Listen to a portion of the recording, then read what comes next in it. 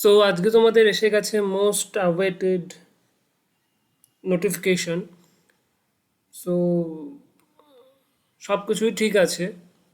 Notification চলে এসেছে, supreme কোর্টের রায় অনুযায়ী নতুন ভ্যাকেন্সি ক্রিয়েট করেছে, নোটিশ পাবলিশ করে দিয়েছে এবং তোমাদের এক্সামের ডেটও দিয়ে দিয়েছে। বাট তারপরে কি হবে, কেস হবে কি না, এর মধ্যে প্রচুর কমপ্লিকেশনস তো অবশ্যই প্রচুর রয়েছে। এবং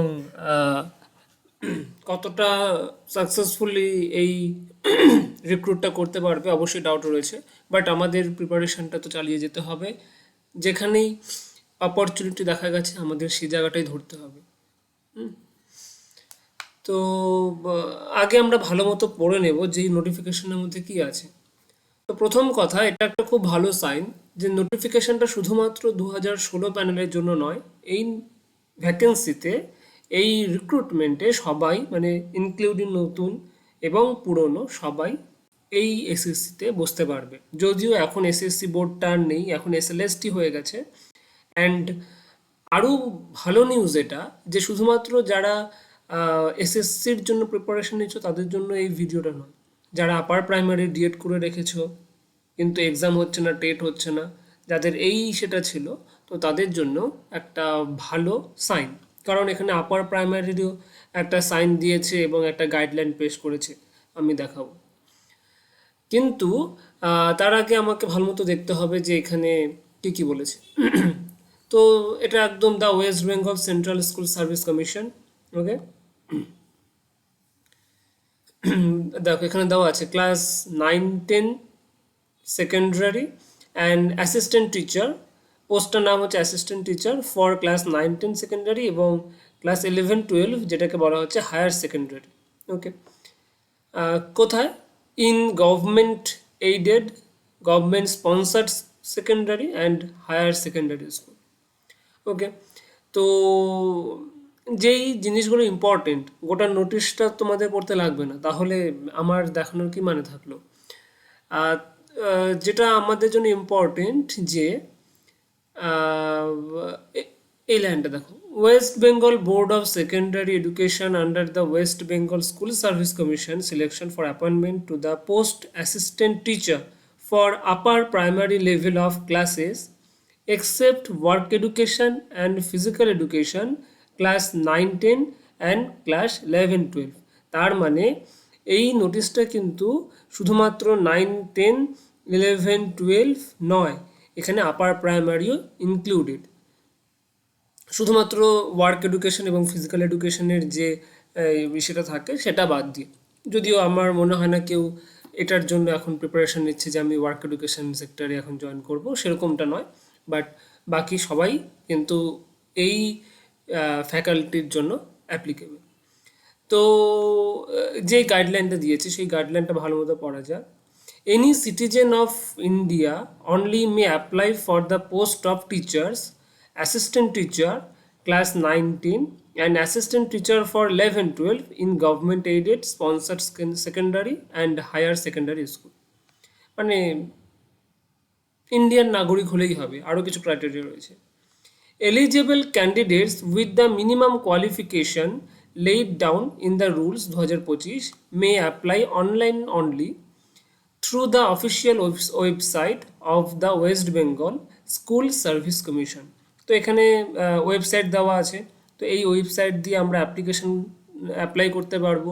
এটা একমাত্র একমাত্র অনলাইনেই অ্যাপ্লিকেশনটা ফিল করা যাবে, অ্যাপ্লাই করা যাবে, আর অন্য কোনো মেথড নেই। তাহলে আমি অনলাইনেই ফিল করতে পারবো, এটা হচ্ছে 2 নম্বর রুলস। আচ্ছা, the application must fill in all detail mandatorily required in the form and make necessary payment of fees as applicable. তো আমরা শুধুমাত্র ফ্রিতে যে অ্যাপ্লিকেশন করব তাই নয়, তার জন্য নেসেসারি একটা ফিজও আমাদেরকে পে করতে হবে এর জন্য। কিছু রুলস দেওয়া আছে তারপরে, যে male candidate shall not be eligible for appointment in any girls school. তাহলে যারা মেল ক্যান্ডিডেট আছে তাদের জন্য তারা কোনো গার্লস স্কুলে অ্যাপয়েন্ট করা হবে না। আর স্কেল অফ পেটা কি হবে, যেটা এখন গভর্নমেন্টের যে স্কেল আপ এটা চলছে সেই বেসিসেই হবে। And all application must submit his or her form carefully since after final submission of application form online no further rectification will be allowed. তো যখন তোমরা ফর্ম ফিল আপ করবে তখন ভালো মতো কেয়ারফুলি সাবমিট করবে, কারণ পরে কিন্তু রেকটিফাই করার কোনো অপশন থাকবে না। এগুলো তো যখন আমরা ফর্ম ফিল আপ করবো তখন এগুলো অটোমেটিক তোমরা জানতে পারবা। তো schedule date for second SLST 2025, তার মানে এইবার আমরা দেখব যে কখন থেকে আমাদের অ্যাপ্লিকেশনটা স্টার্ট হচ্ছে। তো স্টার্ট করার ডেট দিয়েছে, ওপেনিং ডেট দিয়েছে 16th জুন 2025 বিকেল 5টা থেকে, এবং ক্লোজিং টাইম 14th জুলাই 2025 সন্ধ্যা 5টা পর্যন্ত। যারা 9-10-এর জন্য অ্যাপ্লাই করবে এবং যারা 11-12-এর জন্য অ্যাপ্লাই করবে তাদের জন্য সেম অনলাইন অ্যাপ্লিকেশনের টাইমিং সবার জন্যই 16ই জুন স্টার্টিং হচ্ছে বিকেল 5টা থেকে এবং ক্লোজ হচ্ছে 14th জুলাই 2025। আচ্ছা, last date of received application fees তাহলে 14th জুলাই 2025 11:59 PM। আমার অ্যাপ্লিকেশন সাবমিট করার ডেট টাইম বন্ধ হচ্ছে 5টার সময় 14ই জুলাই, কিন্তু আমি আমার পেমেন্ট লাস্ট করতে পারবো ওই 11টা 59 পর্যন্ত। তো আমার মনে হয় না যে কেউ তোমরা এত লেট করবে। যতটা শুরুর দিকে না হলেও মাঝের দিকে হলে বেটার হয়, যে মাঝের একটা সময় ধরো জুলাইয়ের ফার্স্ট দিকে বা জুনের শেষের দিকে তোমরা অ্যাপ্লিকেশন ফর্মটা ভরে দিও। ফিজ মাস্ট বি পেইড অনলাইন, অবশ্যই টাকা না ছাড়া তোমরা অ্যাপ্লাই করতে পারবে না, এবং সেটা হচ্ছে অনলাইন অ্যাপ্লিকেশনের মাধ্যমেই তোমাকে পেমেন্ট করতে হবে। তো একটা tentative time of written exam দিয়েছে। যদি মনে করো যে এই সব কিছু form fill up, application fees এসব যদি ভালো মতো মিটে যায়, কোনো রকম যদি কেস না থাকে, বা যদি যে কেসগুলো হবে সেই কেসগুলোর জন্য যদি উঠে যায়, ঠিকমতো ক্লিয়ার হয়ে যায়, তাহলে এক্সামটা কবে হবে? Then written examination will be held in the first week of September 2025। তার মানে ওই সেপ্টেম্বরের প্রথম দিকেই, প্রথম সপ্তাহেই তোমাদের এক্সামটা হয়ে যাবে। যদিও এক্স্যাক্ট ডেট এখনো পর্যন্ত বলেনি, আমাদেরকে পরে নোটিফাই করে দেওয়া হবে। তো আগে ফর্ম ফিল আপ করি, এক্সাম ডেট আসুক, তারপর না হয় অ্যাডমিটের কথা ভাবা যাবে। অবশ্যই অ্যাডমিটটা আমরা কোত্থেকে ডাউনলোড করবো? অফিসিয়াল ওয়েবসাইট থেকে ডাউনলোড করবো, সেটা আমরা পরে দেখছি। এবার ফিজ অফ এক্সামিনেশন, মানে আমরা টাকা দিব, টাকাটা কতটা দিব সেটাও দেখতে হবে। তো 9-10-এর জন্য যারা জেনারেল এবং ওবিসি ক্যান্ডিডেট তাদের জন্য 500 টাকা। সেটা 9-10ও হতে পারে বা 11-12 হায়ার সেকেন্ডারির জন্য হতে পারে। তোমাকে 500 টাকা দিতে হবে তুমি যদি জেনারেল এবং ওবিসি ক্যান্ডিডেট হও।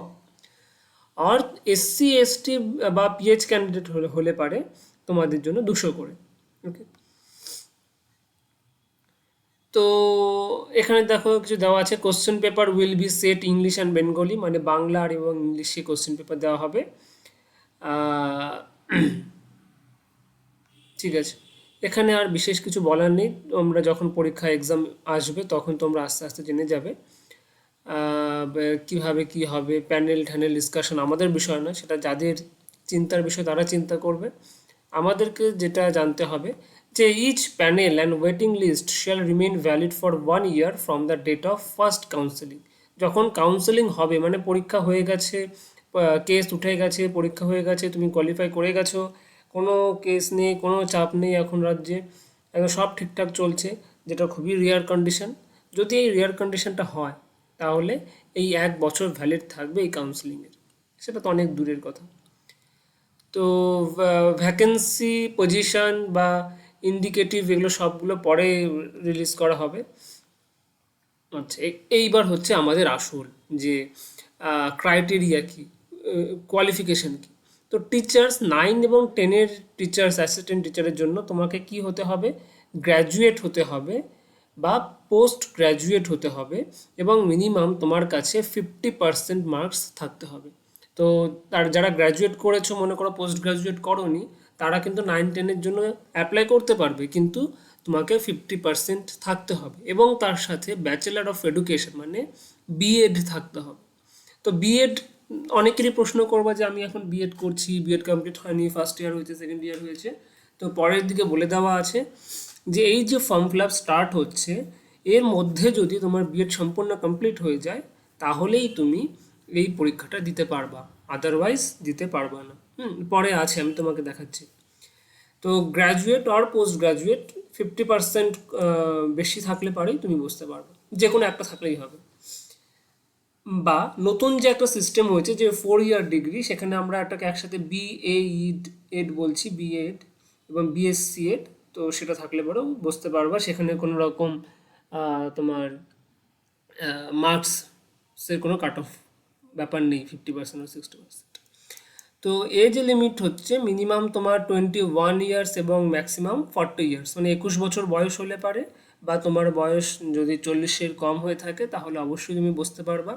এবং এজ রিল্যাক্সেশন রয়েছে ফর শিডিউল কাস্ট, মানে এসসি, শিডিউল ট্রাইবের জন্য, শিডিউল কাস্টের জন্য 5 ইয়ার্স এবং শিডিউল ট্রাইবের জন্য 5 ইয়ার্স, এবং যারা ব্যাকওয়ার্ড ক্লাস আছো তাদের জন্য 3 বছরের, এবং ফিজিক্যাল হ্যান্ডিক্যাপের জন্য আরও 8 বছর হলো।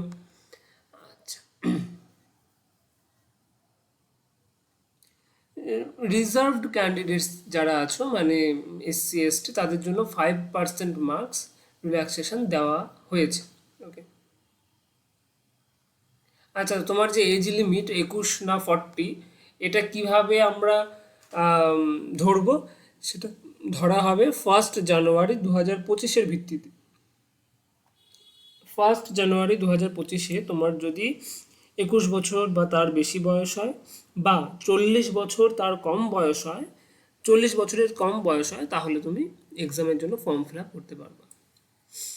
তো এগুলো আর আমাদের দরকার নেই। এবার আমরা দেখব 11-12-এর জন্য। 11-12-এর জন্য এবার আমার পোস্ট গ্র্যাজুয়েট ম্যান্ডেটরি এবং অ্যাটলিস্ট 50% মার্কস।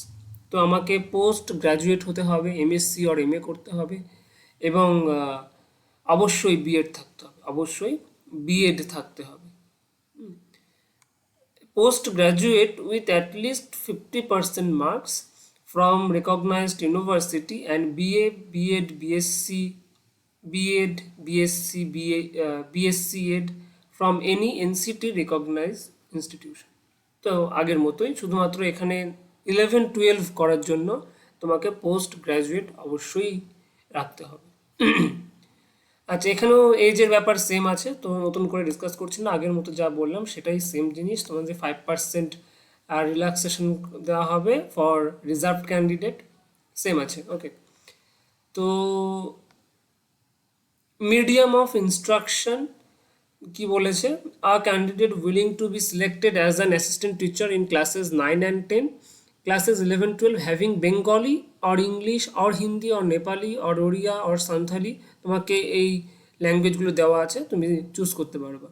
যেমন কী কী দেওয়া আছে আবার দেখো, বাংলা, ইংলিশ, হিন্দি, নেপালি, উড়িয়া, সান্থালি, তেলুগু, উর্দু, তুমি চুজ করতে পারবা। ওকে, তো বাদ বাকি যা আছে দরকার নেই। ইম্পর্টেন্ট নোটস কী দেওয়া আছে, the candidature of candidates not কমপ্লাইং with the instruction and the rules 2025 shall be rejected. তো তুমি যদি কিছু গন্ডগোল করো ফর্ম ফিল আপের ক্ষেত্রে, তো সেটাকে রিজেক্ট করে দেওয়া হবে একদম, মানে যেগুলো রুলসে আছে সেই রুলসগুলোই মেনটেন করতে হবে। তুমি যদি রুলস ব্রেকডাউন করো, ও তোমাকে ব্রেকডাউন করে দেবে, তোমার একদম অ্যাপ্লিকেশন রিজেক্ট হয়ে যাবে। ফাদার মাদার নেম, সেটা তো ফর্ম ফিল আপ করার সময় অবশ্যই করতে হবে। ফাদার মাদার নেম, মাধ্যমিকের সার্টিফিকেট, আর যাদের মাধ্যমিক নাই ইকুইভ্যালেন্ট বোর্ড এক্সাম যেটা দিয়েছো সেটা করতে হবে। তো সেগুলো অ্যাপ্লিকেশন ফিল আপের সময় নিজেরাই বুঝতে পারবা। এবার টেন্টেটিভ শিডিউল একটা দেওয়া আছে, সেই শিডিউল নিয়ে ডিসকাস করা যাক। আবারও বলা হচ্ছে টেন্টেটিভ, এটা এক্স্যাক্ট ডেট কবে হবে, আদৌ এক্সাম হবে কি না সেগুলো সব দূরের কথা। এই ডেটটা মাথায় নিয়েই পড়াশোনা করতে থাকো, কারণ এর মধ্যে কিন্তু আমাদের মিসলেনিয়াসের একটা মেন্স হয়ে যাওয়ার কথা, ক্লার্কশিপের একটা মেন্স হয়ে যাওয়ার কথা, যেগুলো কোনো খবর নেই। ইনফ্যাক্ট 2023-এর একটা টেটের রেজাল্টও এখন দেওয়া বাকি, 2024-এর টেট হয়নি। 2 বছর ধরে ডাব্লিউবিসিএস বন্ধ হয়ে পড়ে আছে। 2022 সালে লাস্টের দিকে যেগুলো পুলিশের ফর্ম ফিল আপ করা হয়েছিল সেগুলো আটকে আছে। ওবিসি কেসের অজুহাতে। ওকে, তো টেন্টেটিভ শিডিউল কে বলেছে commencement of online application Monday 16/6/2025 5টা PM। তার মানে অনলাইন অ্যাপ্লিকেশন শুরু হচ্ছে সোমবার থেকে 16ই জুন 5টা থেকে। কবে শেষ হচ্ছে? শেষ হচ্ছে ওই সোমবারই, কিন্তু সেটা 14ই জুলাই বিকেল 5টা। Last date of received application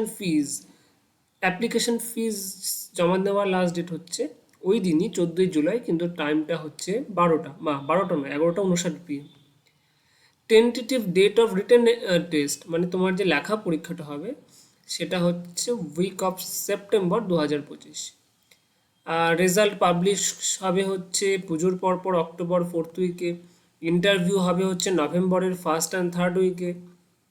publication of panel হচ্ছে 24শে নভেম্বর, এবং tentative commencement of counselling and recommendation 29শে নভেম্বর 2025। তার মানে তোমার এই বছরের মধ্যেই তুমি আশা করতে পারো টেন্টেটিভলি যে তোমার চাকরি হয়ে যাচ্ছে, তুমি একটা হাই স্কুলে টিচার হয়ে যাচ্ছ, যদি সব কিছু ঠিকঠাক থাকে এবং তুমি যদি নিজের পড়াশোনাটা ঠিকঠাকভাবে চালিয়ে নিয়ে যেতে পারো।